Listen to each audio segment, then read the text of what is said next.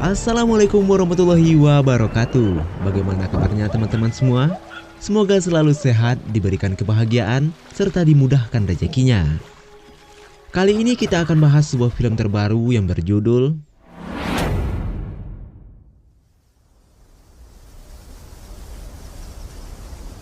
Cerita ini berlatar 300 tahun setelah kematian Caesar di film sebelumnya. Selama 300 tahun, bangsa Kera telah terpecah belah menjadi berbagai kelompok. Sementara manusia mengalami kepunahan akibat virus semian yang semakin menyebar. Beberapa manusia yang tersisa kini tampak seperti manusia primitif dan tak bisa lagi berbicara. Lalu pada suatu hari terlihat 3 ekor simpanse muda bernama Noah, Anaya, dan Sona. Mereka melakukan perburuan untuk mencari telur dari burung elang. Pencarian telur burung elang itu mereka lakukan sebagai salah satu ritual bagi semua simpanse yang sudah menginjak usia dewasa, yang nantinya burung itu akan mereka jadikan peliharaan sebagai simbol turun-temurun.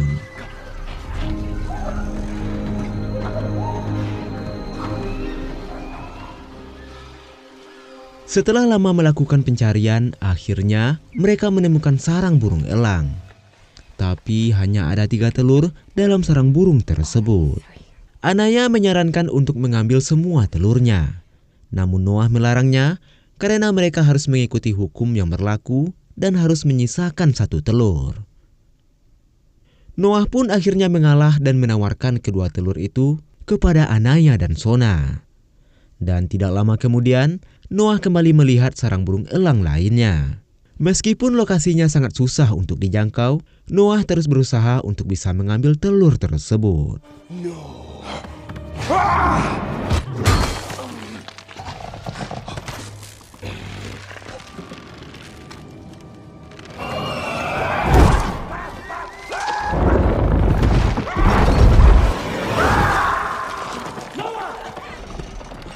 Beruntungnya Noah berhasil selamat dan bisa mengambil telur tersebut.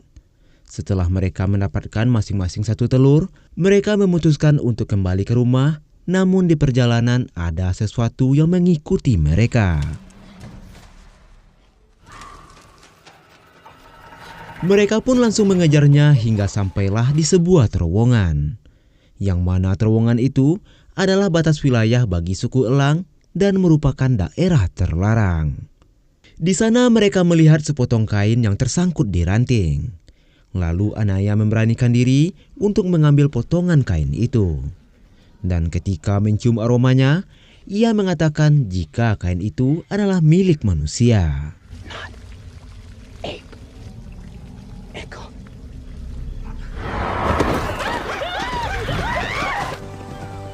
Setelah itu mereka pun melanjutkan perjalanan pulang ke desa.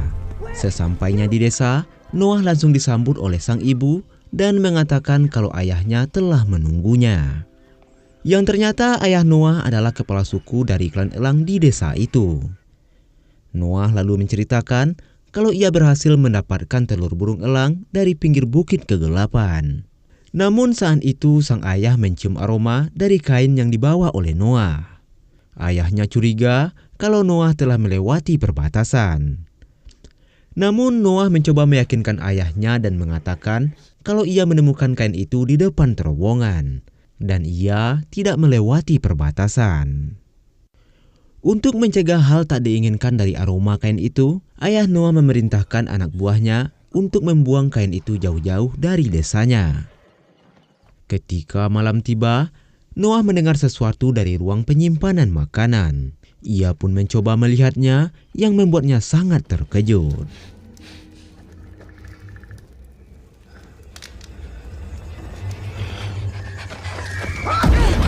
Ternyata ada seorang wanita yang tiba-tiba menyerangnya. Setelah wanita itu pergi, Noah menyadari kalau telur yang susah payah ia dapatkan telah pecah. Karena telur elangnya telah pecah, dengan perasaan kesal, ia memutuskan untuk kembali mencari telur yang lain malam itu juga. Namun di tengah perjalanan, ia mendengar keributan dari kejauhan. Noah yang penasaran pun mencoba melihatnya dari dekat.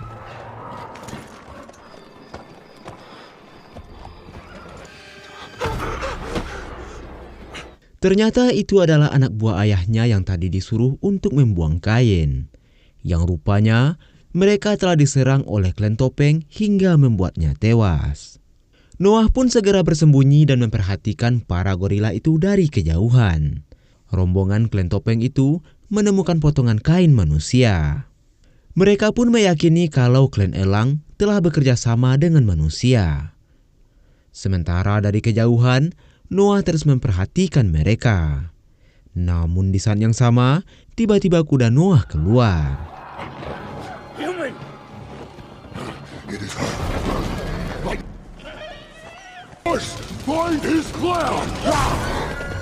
Untuk mendapatkan petunjuk, pemimpin dari rombongan itu langsung mengikuti kuda Noah. Noah yang merasa desanya dalam bahaya, segera berlari pulang.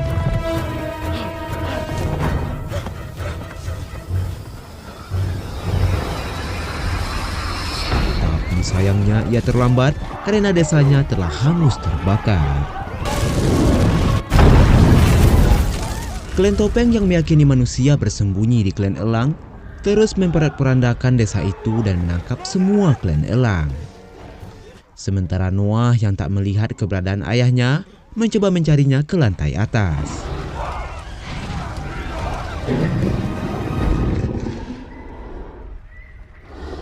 Namun sesampainya di sana, komandan dari klan topeng juga telah berada di sana.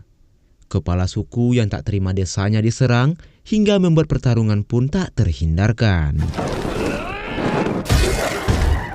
Bend your head.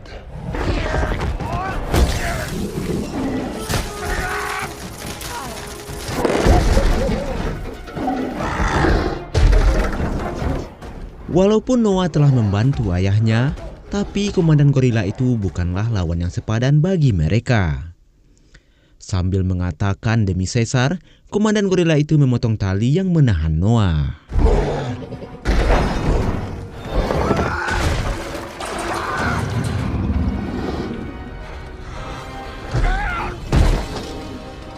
For Caesar.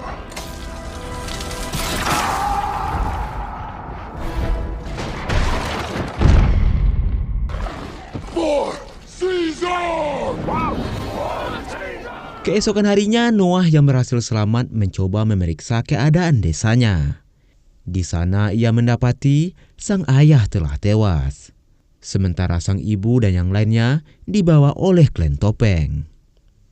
Saat menguburkan sang ayah, Noah bersumpah untuk membawa kembali keluarganya. Father, I will bring them home.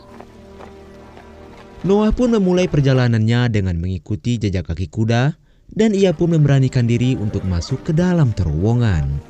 Hingga sampai di suatu tempat, sampailah ia di puing-puing sebuah kota.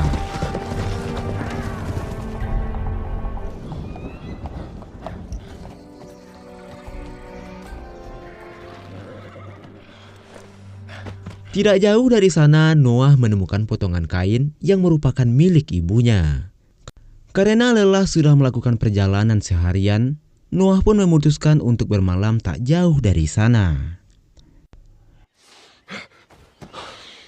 Keesokan harinya, Noah dikejutkan oleh burung elang ayahnya yang mengikutinya.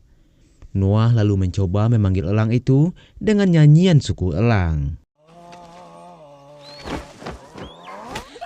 Namun ternyata Noah masih belum bisa mengendalikan elang tersebut. Noah pun kembali melanjutkan perjalanannya. Hingga sampai di suatu tempat, ia melihat asap dan menghampirinya.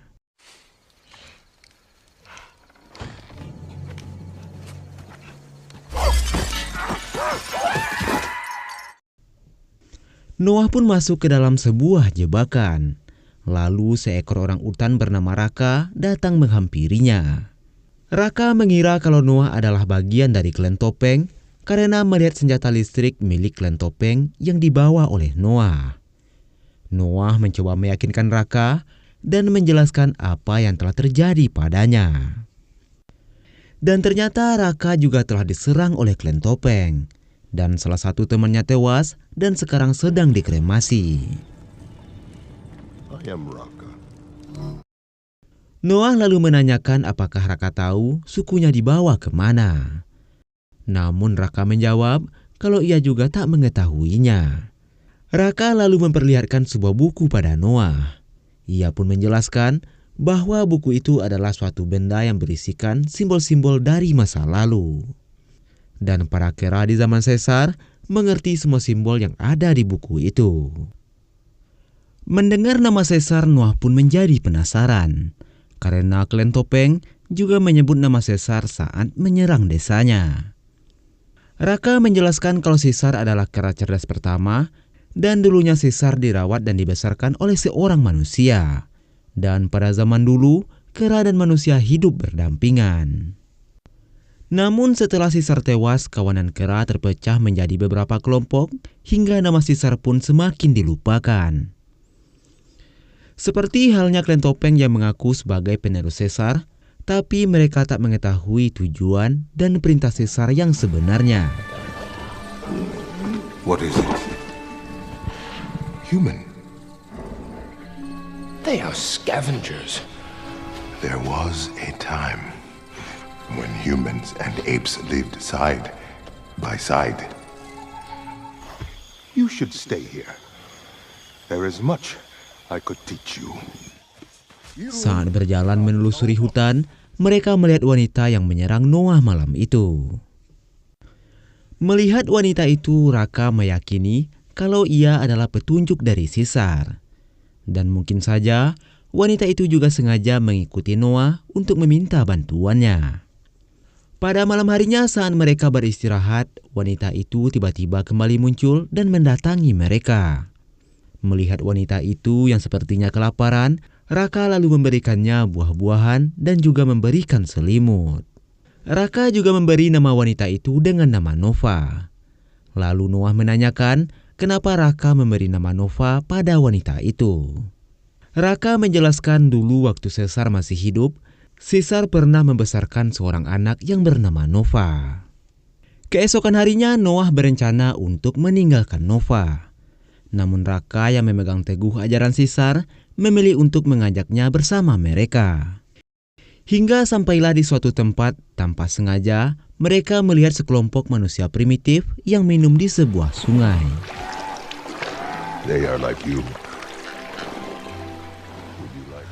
We fear the herds. Noah yang merasa kalau wanita itu telah menemukan spesiesnya, memutuskan untuk meninggalkan wanita itu di sana.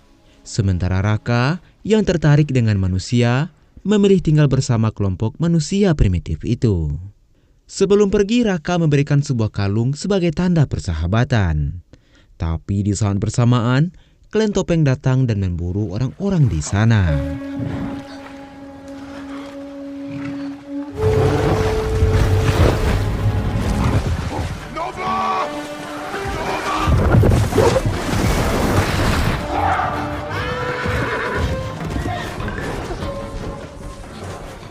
Melihat Nova dalam bahaya, Noah yang kasihan pun mencoba menolongnya. Sementara Nova yang tengah bersembunyi melihat Noah dan berusaha memanggilnya.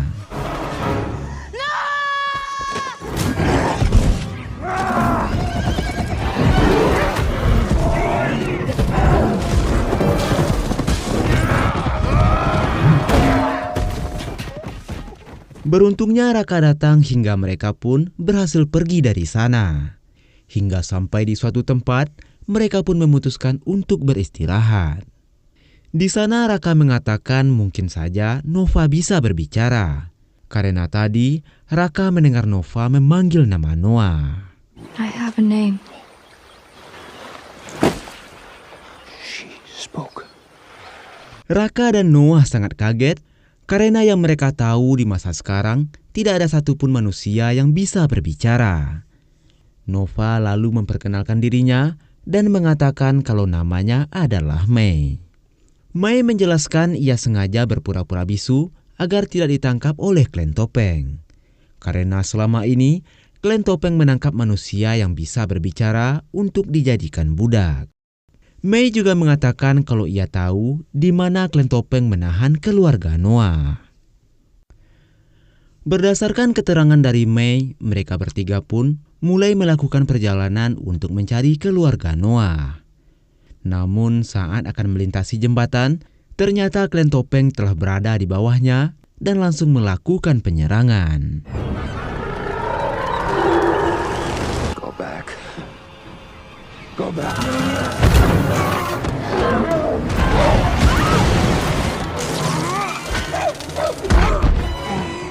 Melihat Mei yang terlempar ke sungai, Raka pun langsung menolongnya. Namun saat Mei telah sampai di atas, Komandan Gorila memotong tali jaring yang membuat Raka terbawa arus. Sementara Noah tak bisa berbuat apa-apa, hanya bisa melihat Raka menghilang terbawa arus. Akhirnya Mei dan Noah pun ditangkap lalu dibawa ke markas klan topeng. Di sana terlihat begitu banyak kera yang diperbudak untuk bekerja pada Raja Klan Topeng yang bernama Proximus. Di sana Mei langsung dibawa ke sebuah ruangan dan bertemu dengan manusia yang juga bisa berbicara. Pria itu bernama Trevatan. The name's Trevathan. Sementara itu Noah berhasil bertemu dengan Anaya dan ibunya. Dan rupanya para kera itu dipaksa bekerja untuk membuka sebuah bunker. Tujuan Proximus ingin membuka bunker itu untuk bisa menguasai dan mempelajari teknologi dan senjata dari umat manusia terdahulu. Ia bisa mengetahui itu semua setelah menemukan sebuah peta dan informasi dari Trevatan. Berbagai cara pun telah mereka lakukan untuk membuka bunker itu, mulai dari menariknya bahkan sampai meledakkannya. Namun usaha mereka masih belum membuahkan hasil. Mei mengatakan pada Trevatan jika semua itu haruslah dihentikan. Karena jika sampai para kera menguasai dan mempelajari teknologi yang ada di dalamnya, maka manusia benar-benar akan mengalami kepunahan. Namun Trevatan mengatakan agar Mei bisa menerima kenyataan dan ikut serta menjadi bagian dalam sejarah yang akan dibangun kembali. Beberapa saat kemudian Noah dihampiri oleh seekor gorila dan mengajaknya untuk bertemu dengan Proximus. Proximus ingin mencari tahu siapa dan apa tujuan Mei sebenarnya. Karena ternyata di dalam perjalanan sebelumnya Mei dan manusia yang lainnya terpisah karena diserang oleh Proximus. Dan lokasi bunker ini diketahui oleh Proximus dari peta yang diambil dari Mei. Proximus kembali bertanya pada Noah apakah Mei pernah memberitahunya cara masuk ke dalam bunker tersebut. Namun Noah mengatakan kalau Mei tak pernah mengatakan apa-apa tentang bunker. Come with me. Come. Lalu Proximus mengatakan kalau manusia tidaklah bisa dipercaya karena mereka melakukan apapun demi keuntungannya sendiri. Mendengar apa yang dikatakan oleh Proximus membuat Noah semakin bingung. Ditambah lagi sekarang klannya telah diambil alih oleh Proximus. Tapi di saat itu ia kembali teringat dengan ucapan Raka bahwa hukum yang dikehendaki Caesar bukanlah seperti yang dijalankan oleh Proximus. Karena Proximus hanya menggunakan kekuasaan demi ambisinya sendiri. Saat Noah menyadari hal itu, tiba-tiba burung elang milik ayahnya datang dan hinggap di tangan Noah. Dan akhirnya Noah pun bertekad untuk membebaskan sukunya dari Proximus. Malam harinya Noah diam-diam menghampiri Mei dan menanyakan apa tujuannya sebenarnya. Mei pun menjelaskan kalau sedari awal ia sengaja mengikuti Noah agar bisa sampai di bunker ini untuk mengambil sebuah benda. Dan benda itu sangat penting untuk umat manusia agar kembali bisa berbicara. Merasa kalau Mei adalah orang baik, Noah pun meminta bantuannya untuk membebaskan klannya dari Proximus. Dan sebagai imbalannya, Noah akan membantu Mei mencari benda spesialnya. Mei pun akhirnya setuju dan mengatakan kalau ia tahu jalan rahasia untuk masuk ke bunker itu. Noah lalu mengajak Anaya dan Sona untuk membantunya. Mereka berencana untuk meledakkan bendungan agar bunker itu tenggelam. Namun saat memasang bahan peledak, tiba-tiba Trevatan datang dan mengatakan semua ini hanya akan membuat Proximus semakin marah. Mei berusaha meyakinkan Trevatan untuk bergabung bersama mereka. Namun Trevathan tetap pada pendiriannya dan mengatakan kalau May tak akan bisa mengubah dunia seperti masa lalu. Dan sekarang adalah eranya Kera untuk menguasai bumi. Lalu Trevathan pun pergi dan akan memberitahu Proximus. Tidak ada pilihan lain, May pun mencoba menghentikannya.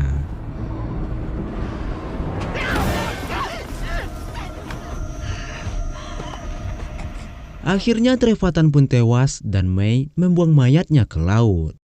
Setelah itu mereka pun melanjutkan rencana untuk masuk ke dalam bunker dengan cara naik ke atas tebing.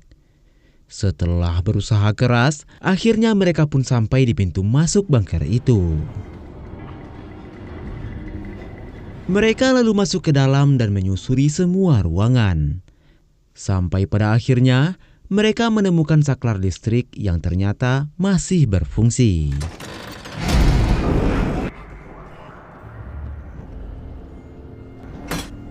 May lalu melihat sebuah peta yang menunjukkan semua ruangan dalam bunker tersebut. May lanjut melakukan pencariannya, sementara Noah dan yang lainnya tak sengaja menemukan sebuah buku yang menggambarkan kehidupan di masa lalu.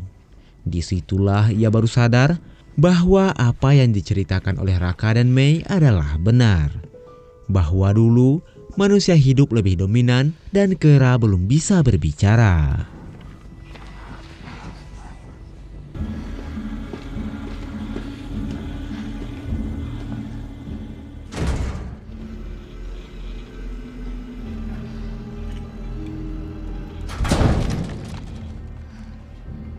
Time to go. Tak lama kemudian May pun akhirnya datang dan mengajak mereka untuk pergi. Dan ketika mereka membuka gerbang bunker, Komandan Gorilla dan Proximus sudah berada di depannya.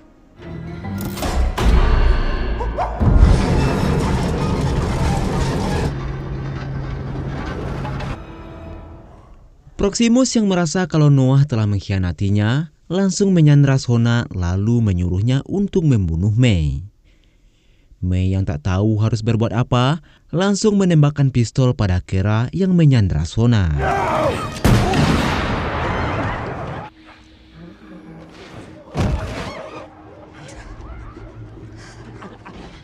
I see. Melihat betapa bahayanya senjata yang dipegang oleh May, Proximus lalu mengizinkannya pergi. Dan Proximus juga menanyakan apakah senjata seperti itu masih ada di dalam. May pun hanya diam karena jika senjata yang ada di dalam bunker sampai jatuh ke tangan Proximus, maka bisa menjadi bahaya yang besar. Dan karena itulah May yang tidak ada pilihan lain memutuskan untuk meledakkan bendungan lebih awal sebelum Noah bisa menyelamatkan klannya. Sorry. May! Can't have it. May. No!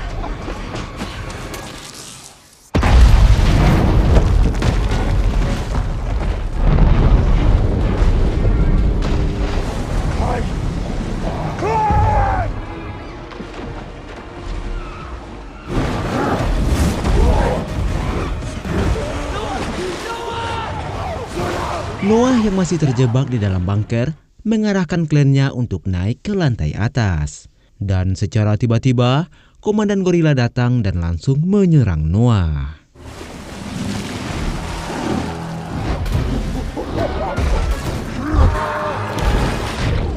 Noah pun mencoba menggiring Komandan Gorilla itu ke celah sempit hingga Komandan Gorilla itu terjebak.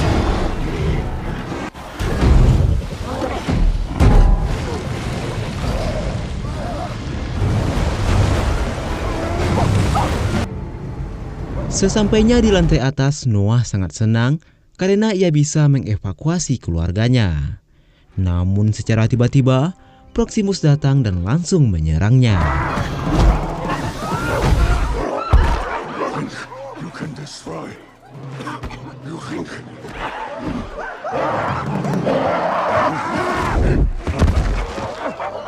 Noah yang tak berdaya kembali bangkit dan mencoba menyanyikan lagu elang ayahnya. Dengan bantuan semua klan elang, akhirnya Noah berhasil memanggil elang ayahnya dan menyerang Proximus. Enough!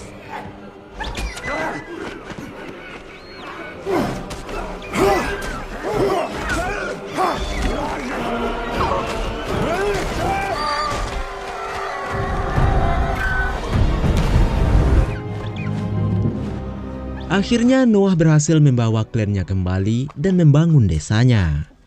Dan saat itu, May kembali datang dan berterima kasih dan mengucapkan salam perpisahan. Namun Noah masih kecewa dan mengatakan kalau Proximus benar tentang manusia. Karena manusia akan melakukan apapun demi kepentingannya sendiri. Noah juga bertanya apakah manusia dan kera bisa hidup berdampingan. Namun May hanya diam dan tak bisa menjawabnya. Noah lalu memberikan kalung milik Raka sebagai tanda persahabatan dan berharap manusia dan kera bisa hidup berdampingan. Lalu May melanjutkan perjalanannya menuju suatu tempat. Dan saat sampai di sana, ia disambut oleh seseorang yang ternyata itu adalah koloni manusia yang mengisolasi diri di dalam bunker. Dan sebenarnya May adalah salah satu ilmuwan di bunker itu. Dan harddisk yang diambilnya adalah salah satu kunci untuk kembali mengaktifkan satelit. Hingga koloni manusia bisa berkomunikasi kembali dengan koloni yang lainnya yang berhasil selamat. Hello? Is anyone there? Do you hear me?